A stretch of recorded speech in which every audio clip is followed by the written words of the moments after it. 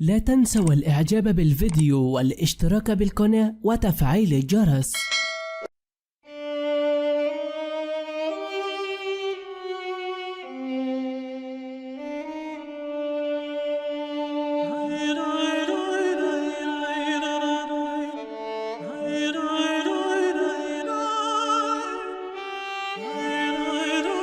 السلام عليكم ورحمة الله وبركاته. انفصال يوتيوبر حمد ووفاء وسط صدمة الجميع، واليوتيوبر وفاء تبكي وتنهار وتعلق. كتب اليوتيوبر حمدي عبر ستوري على الانستجرام قائلا: وعسى أن تكرهوا شيئا وهو خير لكم. مساء الخير يا جماعة، الدنيا جسم ونصيب ومفيش حد بياخد غير نصيبه. أنا بعز جدا وفاء، بس اتفقنا احنا الاتنين انه منفصل، وربنا يعلم العشرة والعيش والملح اللي كلتهم مع وفاء، ووقفت معايا في حاجات كتير، بس قدر الله ما شاء فعل. ادعولي وإن شاء الله كله خير. وكتبت وفاء معلقة: ما كنتش عاوزة الانفصال ده يحصل، لكن قدر الله ما شاء فعل، والحمد لله على كل شيء.